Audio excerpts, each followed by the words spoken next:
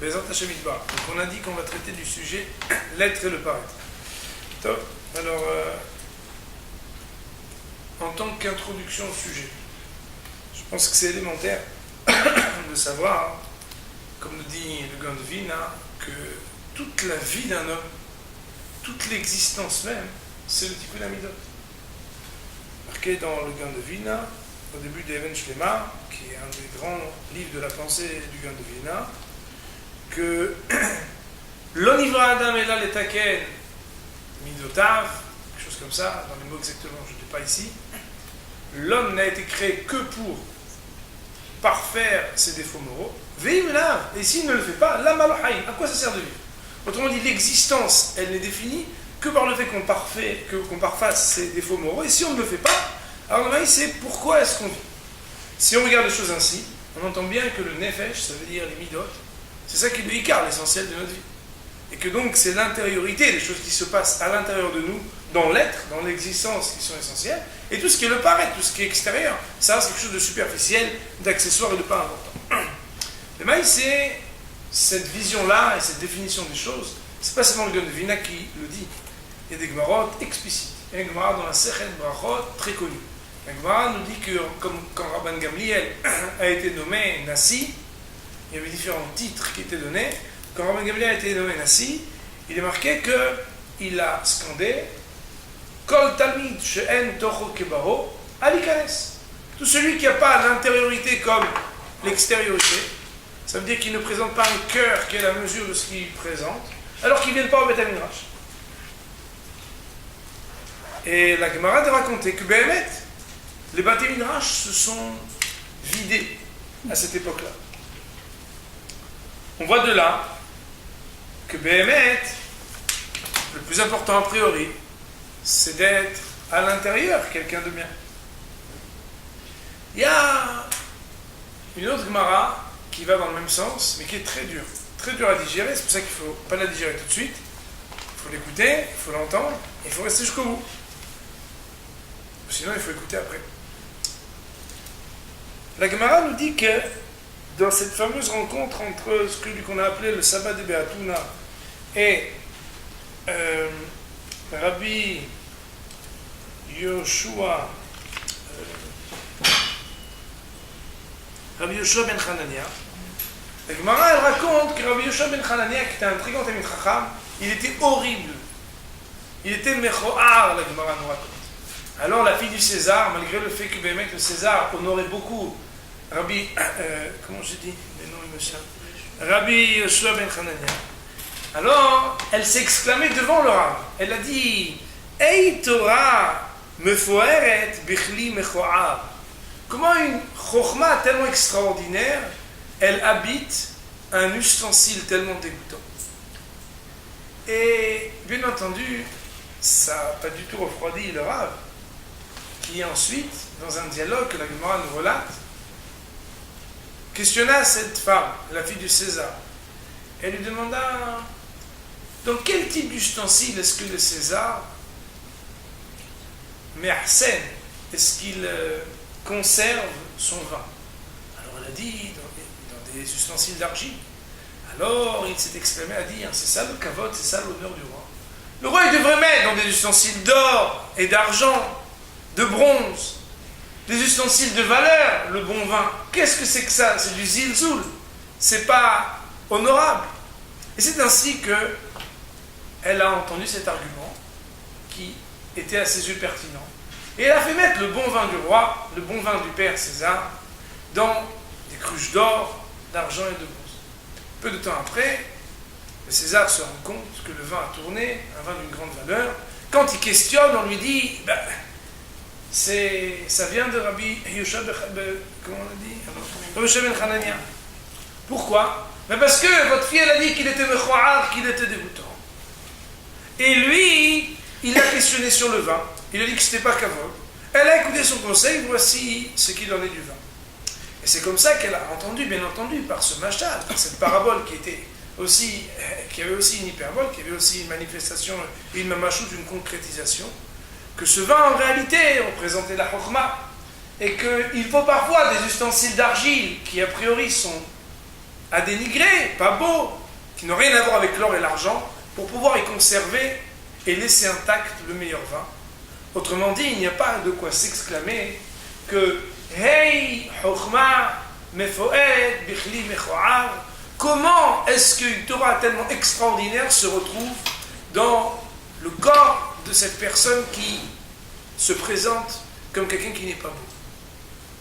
Alors elle sait quand même, parce que c'était, à mon avis ça devait être un personnage, cette dame, elle a dit mais il y a quand même des gens qui sont un peu moins mechoar que vous, qui sont hachamim. La Gemara de rétorquer, s'ils étaient plus horribles encore, ils auraient été encore plus hachamim. Une Gemara qui reste énigmatique, même après que je vous la raconte. Mais une chose est sûre, c'est que contre la graisse et sa beauté, on a mis un personnage qui est exactement le contraire de la beauté et qui porte avec lui une autre beauté, c'est la chokhma. Il était le réceptacle, le meilleur, le plus beau, le plus cher pour porter cette chokhma. On a vraiment l'impression, quand on entend ça, que le réceptacle, comme le dit la Mishnah, Al tistakel bakankan ela bemashi yeshbo, ne regarde la cruche que ce qu'elle contient, car il y a kankan hadash malé yashan, il y a des cruches qui sont jeunes et qui portent du vin, qui ont, on va dire, qui a de l'âge, veyesh yashan shafilu hadash enbo, et il y a parfois des cruches qui sont vieilles et qui, même du vin très jeune, ne le comportent pas. Aussi, on voit encore une fois qu'a priori, ce qui est avancé ici, c'est que ce qu'on appelle la chitzoniyut, on va parler ici volontairement de superficialité, alors n'a aucune importance. L'importance, c'est ce qu'on appelle l'intériorité. On va amener encore d'autres sources, puisque, comme on le sait, pas besoin d'aller très loin quand on ouvre le Chumash, puisque la faute d'Adam Arishon, il est marqué, je vais lire le texte,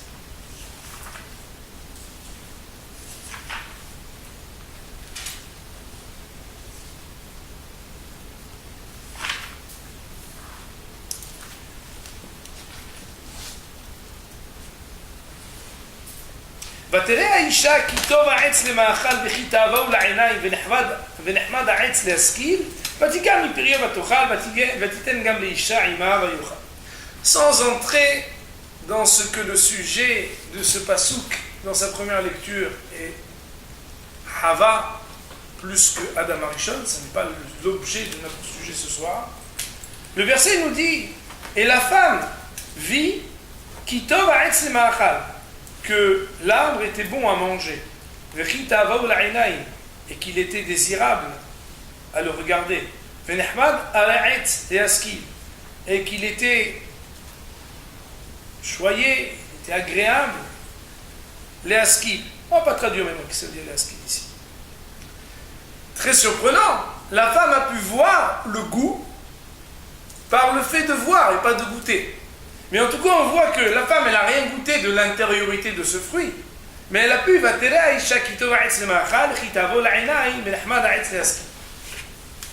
on voit donc qu'il y a Tov, il y a Ta'ava, il y a Hemda. Il y a ici les ingrédients de la première faute, de Adam Arishon, de Adam et Hava, qui vient de ce qu'on a pu voir de quelque chose de l'extérieur. On n'a rien vu de ce que Béhémet, il avait véritablement intérieurement quelque chose de bon, mais ce qu'on a vu et voir cette extériorité, cette présentation, c'est ça qui a pu amener la faute. Ça c'est, on va dire le premier versant de notre réflexion, c'est de bien voir que, a priori, tout se passe à l'intérieur, et qu'a priori, tout ce qui est extérieur, tout ce qui est présentation, a priori, si on regarde cette première manière de prendre le problème, n'aurait aucune valeur. Cependant, Shulchan Aruch, le livre de Halakha, premier article de Shulchan Aruch, le rameau, Moshe Isserles, vous savez que le Shulchan Aruch est ce qu'on appelle la table dressée de Rabbi Yosef Karo et la mappa, ce qu'on appelle, c'est-à-dire la nappe qui est mise sur la table par le Rabbi Moshe Isserles. Pour la petite histoire, et je pense qu'elle est extraordinaire, c'est que Rabbi Yosef Karo a écrit au même moment que Rabbi Moshe Isserles le même ouvrage, c'est-à-dire que reprenant une certaine numérologie, un certain ordre de 4 parties du Shulchan Aruch. Rabbi Yosef Karo à un endroit du monde et Rav Moshe Isserles à un autre endroit ont écrit ce qu'ils devaient trancher des problèmes de halakha, article après article. Seulement, lorsque Rav Moshe Isserles a su et a reçu, après qu'il avait terminé son travail de recueillir toutes ces lois, il a reçu l'ouvrage de Rabbi Yosef Karo, il a vu le travail extraordinaire, il a dit « Moi, je ne peux qu'apporter quelques annotations, ce travail est trop beau. » Alors, moi, j'aime bien dire une chose qui, à mon avis, aujourd'hui est une grande critique qui peut encourager chacun, c'est que si Rav Moshe Isserles, il savait que Rabbi Yosef Karo, il allait écrire, et que Rabbi Yosef Karo, il savait que le Rambam, il allait écrire s'il allait écrire, ni l'un ni l'autre n'aurait rien écrit. Dans la vie, quand on commence à faire quelque chose, on le fait jusqu'au bout, et après, on s'intéresse à savoir. Aujourd'hui, quand on fait une recherche, à savoir, on a envie de faire un métier ou quelque chose, on a déjà tapé qu'il y a déjà 250 000 personnes qui font déjà la même chose, on a perdu toute confiance en soi avant de commencer à réfléchir et à concevoir comment on va faire les choses. Rav Moshe Isserles, en tout cas, on va faire des questions après, si ça vous dérange. Rav Moshe Isserles, en tout cas, il donne une annotation au premier article du Shulchan Aruch. Et il dit là-bas, Shiviti Hashem el Tamid, il faut essayer toujours de penser qu'Akadosh Baruch Hu est devant soi. Et je vais vous lire dans les mots ce qui est rapporté. Ou klal gadol batoro ba'alot hatzadikim ha'olchim lifnei Elokim. Ki en yeshivat ha'adam u'tnuato ve'asakav ve'hu levado bebeto. Car lorsqu'un homme pense que Dieu est toujours présent devant lui, alors il ne va pas être assis, installé, il ne va pas se déplacer dans sa maison, comme s'il sait que, de la même manière avec laquelle il va le faire, quand il sait qu'il y a un grand roi qui le regarde.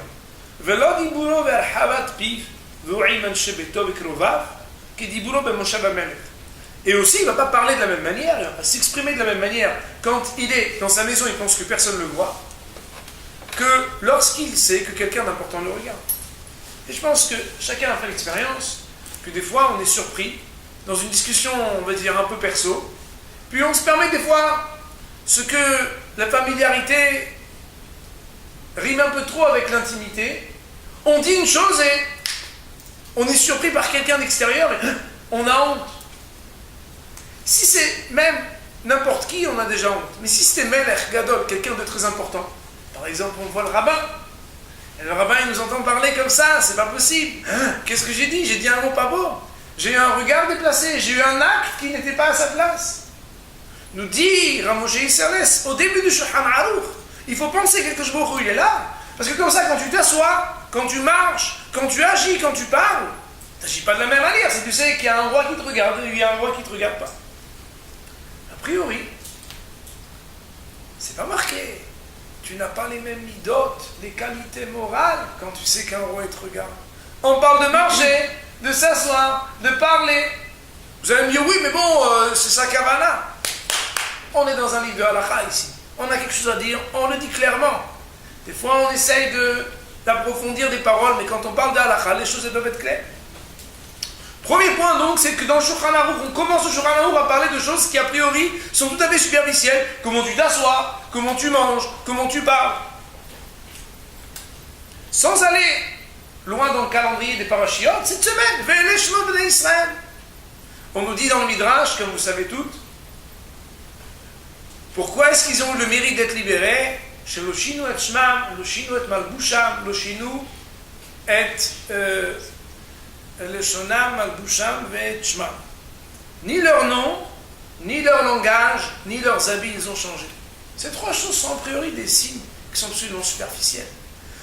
Si on nous avait dit, ils n'ont pas changé leur midot, ils ont gardé la Yirat Shamayim, ils ont gardé la notion de Hesed, mais a priori, on parle de signes qui sont extérieurs. Pire que ça, le nom, par exemple, personne qui porte son nom ne l'utilise, il n'y a que les autres qui l'utilisent. Le nom, nous disent Hachamim, c'est la seule chose qui vous appartient et qu'il n'y a que les autres qui l'utilisent, qui m'arrêtent. C'est des choses qui sont totalement extérieures. L'habit, qu'est-ce qu'il a à voir avec moi, a priori? C'est un signe extérieur. Le langage, pour l'exprimer d'une manière ou d'une autre, qu'est-ce que ça change? On nous raconte, et les propos qu'on va tenir ce soir sont inspirés par les paroles du Rav Wolbe dans son introduction au travail du Moussar.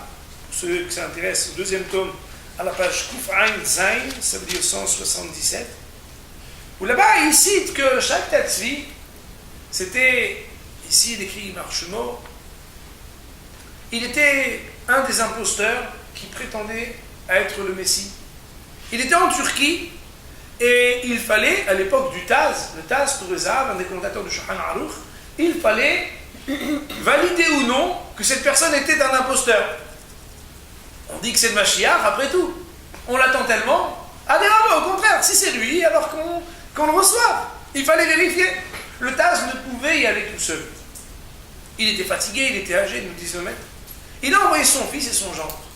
Et là-bas, reçu en grande pompe, on nous envoie fils et gendre du Taz. Ils sont reçus. Et bien entendu, quand ils sortent, conférence de presse, on attend alors, quel est le verdict? Et là, formellement, ils ont dit, c'est pas lui. C'est pas lui, mais comment? Ils ont vu un homme pourtant pieux, haram, on imagine quelqu'un de très intelligent. Comment ils ont pu dire formellement, en quelques minutes, c'est pas lui? Et là, ce qui nous est rapporté, c'est qu'ils ont dit, à sa manière de s'asseoir au Yoshev Pragdan, il s'assoit d'une manière qui n'est pas digne d'un Melech HaMashiach. Alors là, si on m'avait dit qu'il connaît mal Boveka, mais c'est pas bien ça Gemara, il s'est trompé dans Shulchan Aruch. Non! Ou là, Yoshev Kemo Melech, dans sa manière, dans sa posture, il ne s'assoit pas comme un roi, il s'assoit Pragdan, il ne s'assoit pas comme il faut. On doit se mettre sur le côté pour avoir une certaine rigueur, il ne se met pas sur le côté. C'est ça les signes qui disqualifient quelqu'un d'être le Mashiach. A priori, encore un signe extérieur, rien à voir avec l'intériorité qu'on avait souligné tout à l'heure.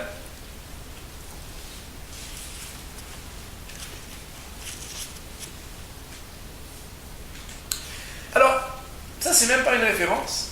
Ce qu'on va citer maintenant, c'est ce que chacun voit. On va prendre des exemples proches de vous. Vous avez une nouvelle perruque. Le jour où vous mettez une nouvelle perruque ou un nouveau vêtement, on ressent une argacha spéciale. Quelqu'un, il s'achète des nouvelles chaussures, des nouvelles bottes, il sort, c'est Yadoua. On sort, on a des nouvelles chaussures, c'est connu que on se sent quelque chose, on se sent quelque chose de bien. D'ailleurs, la halakha, elle le dit, c'est que sur un nouveau vêtement, quand il recouvre le robe du corps, on dit même le Shem Hashem, de cette extériorité superficielle. Je remercie Akadosh Baruch Hu que j'ai pu faire le kiff de m'acheter un truc sympa qui fait le robe de mon corps. Baruch Hashem, c'est magnifique, j'ai dépensé, je me suis acheté un vêtement, je fais la bracha. C'est quelque chose de superficiel. Et pourtant, on le vit tous. On change de lunettes, on change de coupe, on change ceci, on change cela, et on sent quelque chose. Mais c'est pas de la rigolade, je ressens quelque chose, tu sais, quand je sors de... Et chacun, il le voit. Je ne parle pas quand la copine, elle me dit, ah, tu sais, c'est bien comme ça. Même pas ça. On sort de la boutique, personne ne nous a encore rien dit. Marguichi. Chez les messieurs aussi, on sort avec un gros chapeau, un truc, nana. On a l'impression que tout le monde nous regarde, chacun il a cette ambiance-là. A priori, c'est un sentiment qui, a priori, a l'air idiot. De quoi tu parles? C'est quelque chose de superficiel, quelque chose qui n'a rien à voir. Et donc quoi? Donc on a ici une contradiction. D'un côté, on a dit que le Icar, l'essentiel de la vie, c'est l'aventure intérieure. L'intériorité, les choses profondes, les kavanotes, les midot. Et on a montré où c'est marqué, où on voit des gmavot. De l'autre, on voit aussi des textes qui parlent de choses qui ont l'air absolument superficielles, artificielles, rien à voir avec des choses existentielles et pourtant bizarres. Alors, Bez Hashem, on va essayer de dire ici quelque chose d'important.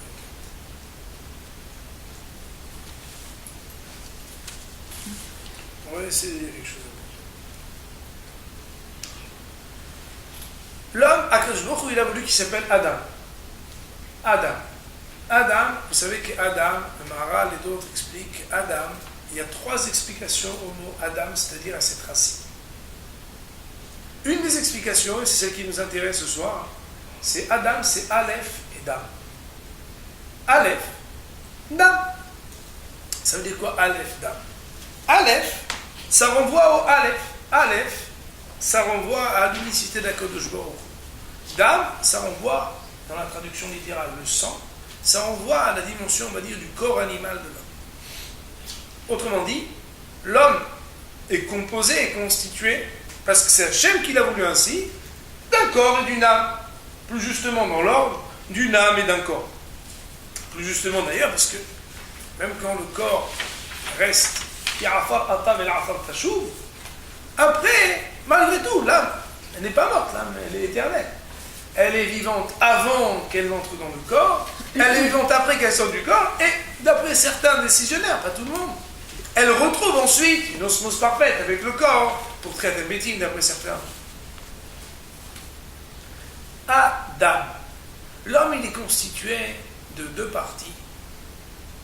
Et ces deux parties-là, elles sont le lieu de sa avoda. Ça veut dire, elles demandent un travail, elles demandent que ces deux parties-là, il n'y en ait pas une qui soit dénigrée sur le compte de l'autre. Pourtant, il n'en reste pas moins que lorsqu'on regarde ce qu'est l'âme juive et lorsqu'on regarde ce qu'est le corps, il n'y a pas photo. Il n'y a pas photo. Plus encore, il m'arrive, quand on évoque certains sujets, de ramener ce machal très connu, cette parabole très connue qui dit que l'âme juive, elle ne peut pas être rassasiée autrement que par ce qui est monnaie d'échange pour elle. Des fois, les gens, ils essayent, je vais vous expliquer. Des fois, il y a des gens qui ont un petit blues. Alors, il y a un minag comme ça, c'est un minag plus chez les femmes que chez les hommes, mais ça arrive aussi chez les hommes. Quand on a un petit blues, on va se faire un kiff, on s'achète quelque chose, et quand on dépense un peu de sous, on s'achète quelque chose, sur le moment, on a eu une sensation, comme ça, un sentiment que ça va mieux. Ça arrive. Celui qui a jamais fait l'expérience, attention, il faut demander à vos maris quand même, mais demain, si vous pouvez faire l'expérience, que des fois, on a un petit moment comme ça de... Le problème, il est que ce sentiment d'apaisement, il s'envole très vite. Et malheureusement, c'est pas seulement quand on achète, mais même quand on va manger quelque chose. Tout ce qui est du domaine du corps et du plaisir, on va dire, qu'on va appeler éphémère, justement, il rassasie, il assouvit, mais ponctuellement, il n'assouvit pas à long terme. Alors qu'il y a un goût qui part jamais. C'est quand quelqu'un a fait une mitzvah. Quand quelqu'un a fait une mitzvah, à part quand le Yetzer Hara, comme dit la Gemara dans Kiddushin, il s'immisce pour essayer de vous faire regretter de faire la mitzvah, parce que vous savez que la halakha, si on regrette d'avoir fait une mitzvah, Toer ala rishonot, c'est le pire des Yetzer Hara, ça.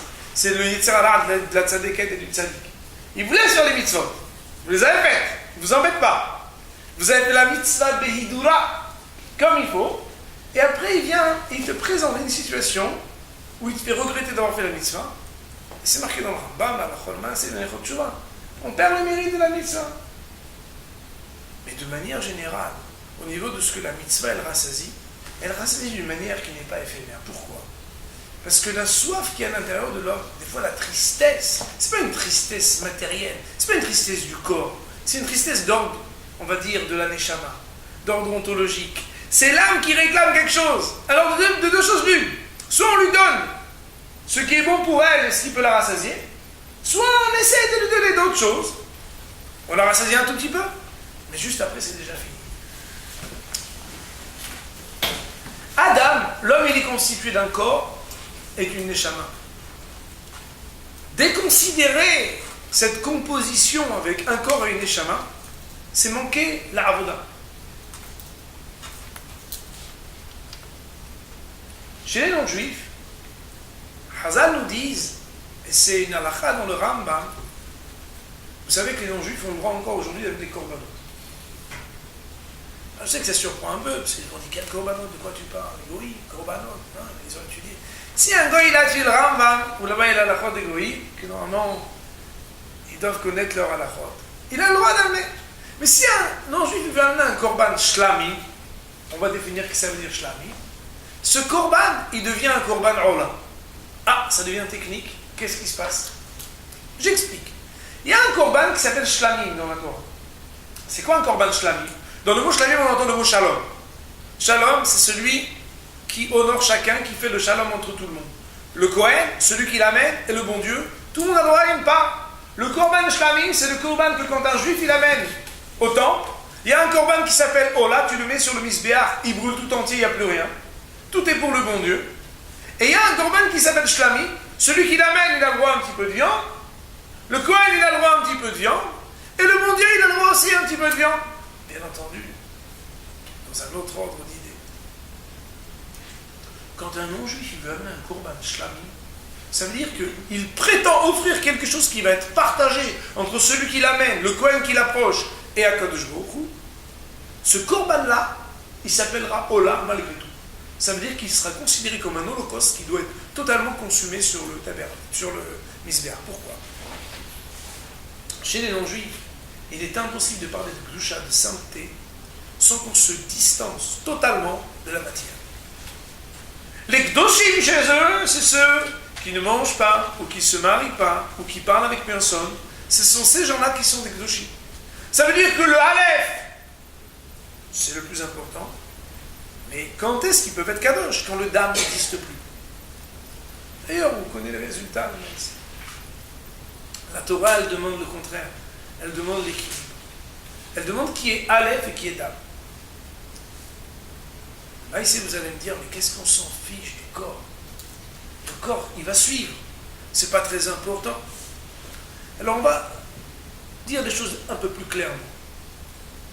Dans le mot mitzvah, sont déjà apparentes deux lettres du tétragramme divin. Yud-Ke, Vav-Ke, c'est les 4 lettres du nom d'Hachem. Dans le mot mitzvah, il y a Vav-Ke, les 2 dernières lettres. Même Tzadik, Vav-Ke. On voit le Vav et le He, qui sont 2 lettres du nom d'Hachem qui sont déjà apparentes, n'est-ce pas?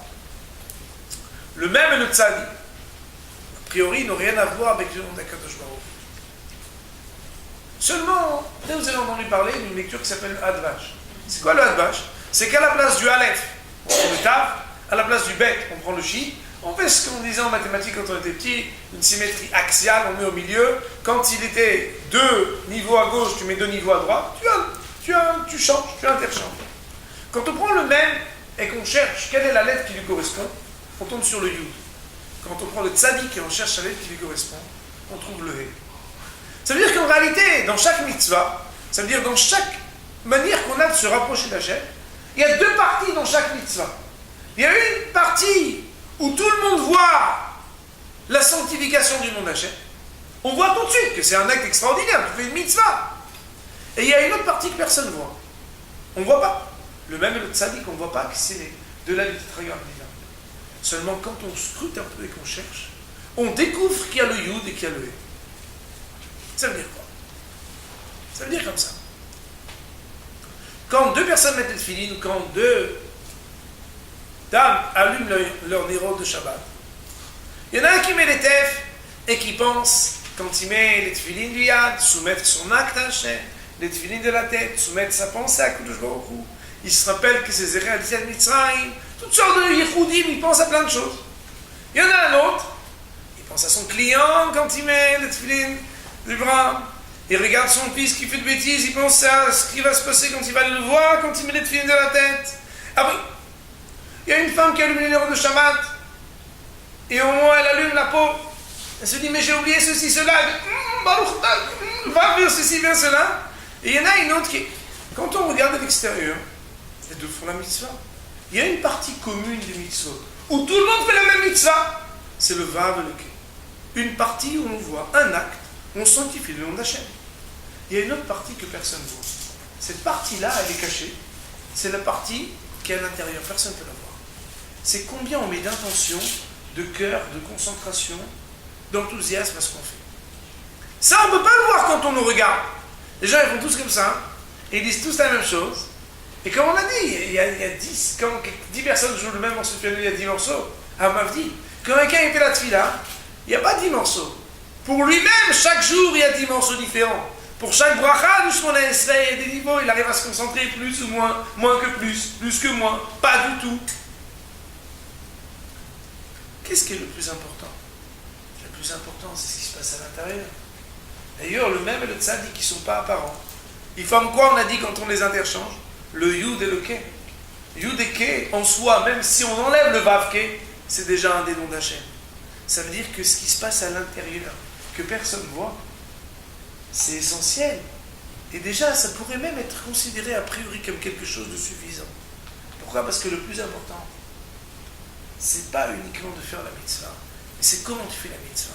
Pourquoi tu fais la mitzvah? Qu'est-ce qui se passe à l'intérieur de toi quand tu fais une mitzvah?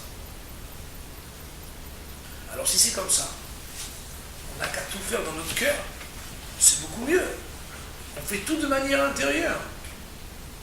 Quand on voit quelqu'un passer, on voit un bonhomme, et on voit qu'il est comme ça en train de prier, des pages toutes. À quoi on pense? On pense que c'est un tzaddik. On peut penser que c'est un tzaddik. Quand on voit un bonhomme qui arrive, avec une ou deux boucles d'oreilles un peu au fecto, et que lui, il ne fait pas du tout la tefila. Quand on le voit arriver, on voit que c'est un tzaddik. On voit que c'est un rachat. Qui a plus de chances d'être tzaddik que d'être un chat? On pourrait parier très facilement, de dire que celui dont on voit qu'il a un chapeau, il a des longues payes,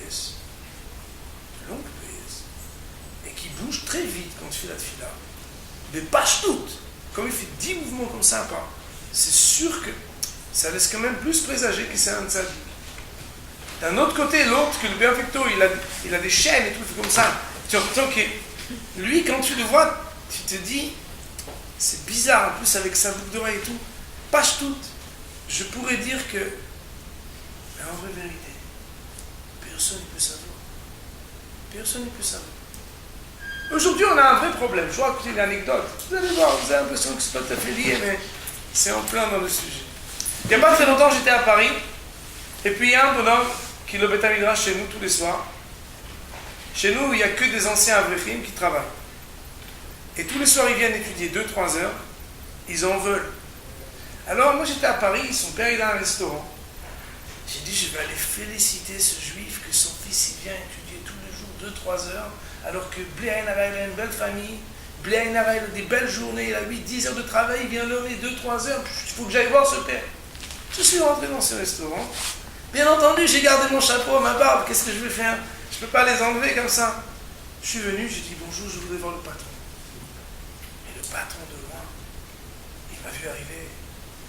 Et écoutez, je sais pourquoi vous venez. Occupez-vous du monsieur, s'il vous plaît. Donnez-lui à manger s'il a besoin. Donnez-lui un petit quelque chose d'un. Et moi, j'étais là.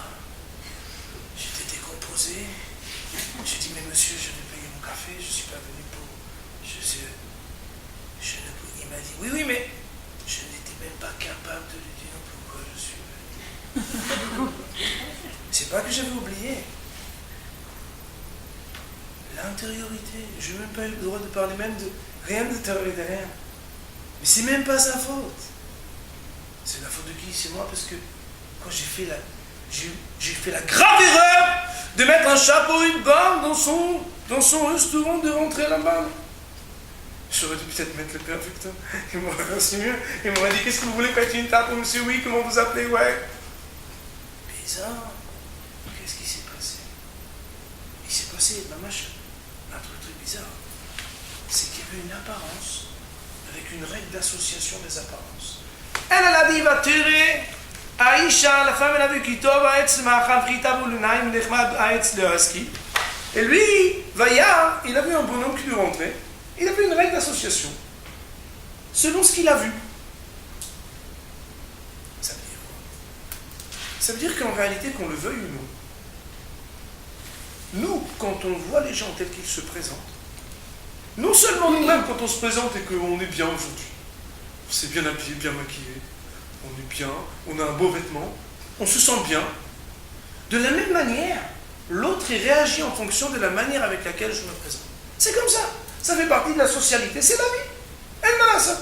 On se présente d'une manière, c'est une manière, une autre. Moi, l'autre jour, il y a un bonhomme me chercher un boulot. Je dis attention, quand tu vas aller pour te présenter, elle va pas en crocs, mais des chaussures. Pourquoi? Parce que c'est pas la même chose. Mais là, après, quand tu es embauché, mais le premier jour, tu viens, mais quelque chose, fais quelque chose. Tu ne demandes pas de. Mais présente-toi bien. Quand on se présente, pourquoi on se présente? C'est parce que c'est comme ça. La vie, elle fait partie. On est dans un monde où la présentation, elle est importante. Elle est importante, et elle est tellement importante qu'elle est malheureusement des fois très décisive. Mitzvah, mitzvah, yudke, vavke. L'important c'est pour ton intérieur, ce que personne ne peut voir. L'important c'est l'intérieur, c'est que ce que personne ne peut voir.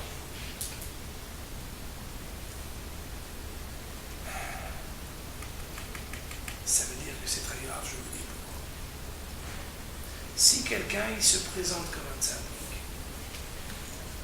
un tzaddik plus, un super tzaddik, et qu'à l'intérieur, il n'est pas un tzaddik plus, ni un tzaddik plus, et il n'est même pas un tzaddik, alors qu'est-ce qui se passe?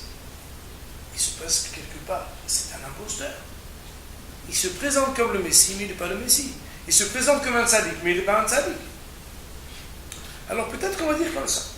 Étant donné que tout ce qui est le plus important, c'est l'intérieur, je ne me présenterai comme une tzadikette ou comme un tzaddik que quand à l'intérieur, je serai un tzaddik. Moi, j'aime pas bluffer, tu vois. Je pense qu'il faut être intègre. Tant que je ne suis pas au niveau d'être un tzaddik, je ne me présente pas comme un tzaddik. Pourquoi tu veux que je bluffe comme ça? Non, il faut être intègre dans la vie. Alors, écoutez bien ce que le Rav Wolbe nous explique. Et c'est le yosod d'aujourd'hui. C'est l'idée fondamentale pour laquelle je suis venu vous dire quelque chose aujourd'hui. Il y a deux types de chitzoniyut. Il y a deux types d'extériorité. Il y a ce qu'on appelle la superficialité, et il y a ce qu'on appelle une extériorité qui a une valeur, qui a un kili, qui a un outil pour la Hachem. Si Hachem il a fait que les gens puissent, au premier regard, avoir un a priori bon, très bon, moins bon ou mauvais, si vous-même, les amis de vous-même, vous pouvez avoir un a priori bon, très bon, moins bon ou mauvais, selon ce que vous voyez, c'est que cette perception et cette présentation, elle est donnée. Akash Baruch Hu, il la donne comme un moyen de faire quelque chose avec. C'est un outil. Alors il faut savoir, quand la présentation et l'extériorité, elle exprime ce qu'on aimerait devenir, même si elle n'est pas exactement comme on est à l'intérieur, il faut l'utiliser. Ça veut dire quoi? L'année dernière, je suis venu parler à des jeunes filles ici, qui étaient en terminale, et elles devaient choisir le séminaire. Alors, le chiot, il s'appelait Tu sais ou tu bluffes. Et on a essayé de leur dire que le séminaire, c'est bien beau. Mais qu'est-ce que c'est le séminaire? À quoi ça sert le séminaire? Qu'elle fasse tout comme ça. C'est vadaï. Qu'elle mange des pizzas de temps en temps, c'est sûr. Qu'elle chante des chires et regache avec les copines, c'est vadaï. Quelle question? Qu'elle connaisse les lois des caches? Qui imagine que non? Mais est-ce que c'est ça le séminaire? Non, le séminaire, c'est l'aventure intérieure, on a dit. C'est que là où personne ne voit que tu es tzaddik ou non, là où tu pourrais mettre un peu de blush et que personne ne voit que tu as un problème, c'est là où tout se passe. Ça veut dire qu'en réalité, là où personne ne sait que tu es tzaddik ou non, que tu es tzaddik ou non, que tu as un problème ou non, alors c'est là, c'est ce pourquoi tu viens dans un lieu de Torah pour essayer de te travailler. Seulement, comment tu choisis? Alors on avait dit un truc et on va le redire, c'est rigolo et en même temps, vous allez comprendre. Si une fille elle est froum, ou bien elle est froum, ou bien elle est froum. Trois niveaux de religiosité. Sans jugement de valeur, à chacun, on peut dire sa froumité, parce que ça vaut, à chacun son niveau. Donc il y a une fille, elle est froum, et elle écoute des musiques de froum, elle mange des choses de froum, et elle s'habille avec des jupes de froum et de maquillage de froum. Elle, au fond d'elle, elle a des rabbiniotes qu'elle estime beaucoup, qui sont froum, voire froum. Plus que ça, elle ne les regarde pas, parce que c'est Rachel Imenu pour elle. Elle ne regarde pas, elle dit c'est beau, mais c'est dans l'Israël. Donc cette fille-là, elle est froum, et elle se dit, puisque je suis froum, il y a plusieurs directeurs de séminaires qui sont venus nous voir cette année. Il y avait un directeur de séminaire froum, un directeur de séminaire froum, un directeur de séminaire froum. Alors, je vais dire comme ça, puisque moi je suis froum, je dois prendre le séminaire froum. Et le séminaire froum, c'est pas pour moi, parce que moi j'ai un niveau de séminaire froum. Seulement, on a posé la question, si c'est comme ça veut dire bien sûr que celle qui est froum, elle va avoir un séminaire froum. Et celle qui est froum, elle va avoir un séminaire froum, pas chou. Et celle qui est Rachel Imenu, il y a un séminaire qui est spécial, qui est froum, c'est spécial, mais il ne vient même pas dans les écoles partout. La fille, moi j'ai posé la question, Si tu es déjà froum, et tu écoutes déjà les musiques de froum, tu manges déjà les pizzas de froum, et tu t'habilles déjà comme une froum, pourquoi tu peux chercher au bout du monde ce que tu as déjà? Reste chez toi, avec le plat de ta maman, tu as le couscous froum chez ta mère, que tu n'auras pas au séminaire. Pourquoi tu vas te fatiguer là-bas? Encore, peut-être c'est parce que même si tu es aujourd'hui froum, mais tu ne vas pas rester toute ta vie froum. Ça ne veut pas dire qu'il ne faut plus devenir froum, non! C'est parce que dans la vie, tu vas faire des études, tu vas grandir. Spirituellement aussi, il faut grandir. Tu vas peut-être devenir froum. Oui, mais attends, je les ai vus les froum. Aujourd'hui, je les estime, mais de loin. Les froum ne mangent pas la même chose. Elles ne parlent pas la même chose, elles ne s'habillent pas de la même manière. Les vacances qu'elles passent, je ne te raconte pas. Toujours dans tes healings, c'est pas possible, moi je ne peux pas faire ça maintenant. Moi je suis froum, c'est déjà pas mal. Aujourd'hui, une jeune femme, c'est bien. Pourquoi tu veux que je devienne froum? Ne deviens pas. Mais qu'est-ce que tu... C'est quoi ta vie? Vers où tu vas? De la même manière, la froum se dit, moi je veux rester froum. Je suis déjà par rapport au froum. Je suis déjà bien investi. Seulement elle aussi, pourquoi elle est là-bas pour devenir froum? Mais là, elle doit penser à se dire, peut-être je vais être froum. Oui, mais ça ne me ressemble pas, je suis une menteuse. À l'intérieur, je ne suis pas prête à ça. Pourquoi tu veux que je bluffe? Qui je bluffe ici? Je me moque de qui? Je me moque de qui? Mais si on lui pose la question, au plus profond de toi, tu aimerais devenir quoi? Elle vous dit, au plus profond de moi, je sais que, froum, même pas au plus profond de moi, mais froum, j'ai toujours estimé cet homme-là qui est froum. Seulement, j'ai du mal à le devenir. C'est normal, il y a la barrière. Aujourd'hui, elle est qu'avec copine froum.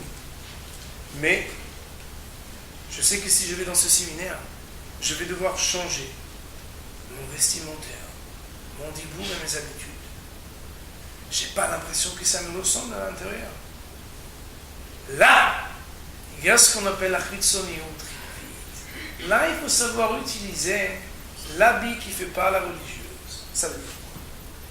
Ça veut dire que quand l'habit, je l'utilise comme l'imposture, je fais semblant d'être plus que ce que je suis, au plus profond de moi, je sais que je suis dans l'imposture, et je l'utilise pour me présenter de ce que je ne suis pas, alors que je n'ai pas du tout envie de le devenir.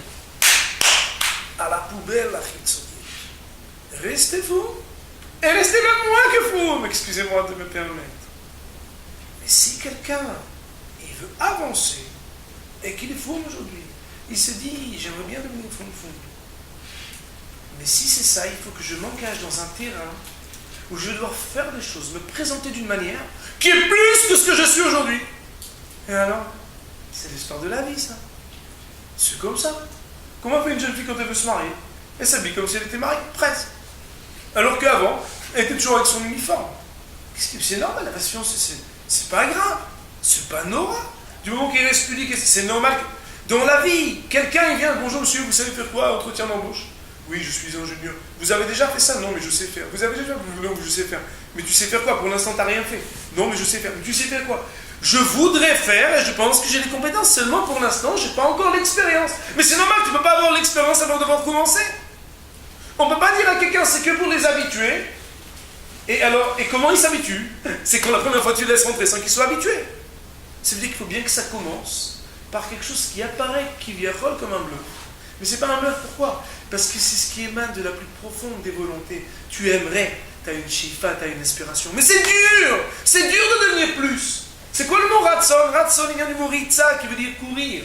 La différence entre un bonhomme qui court et un bonhomme qui est posé, c'est que celui qui est posé, il reste toujours à la même place. Moi, j'ai mon équilibre. Je suis fou, toujours les mêmes heures, toujours le même learning. Je ne change pas. Mais c'est pas ça la vie. La vie, c'est le ratson. C'est d'avancer, c'est de changer.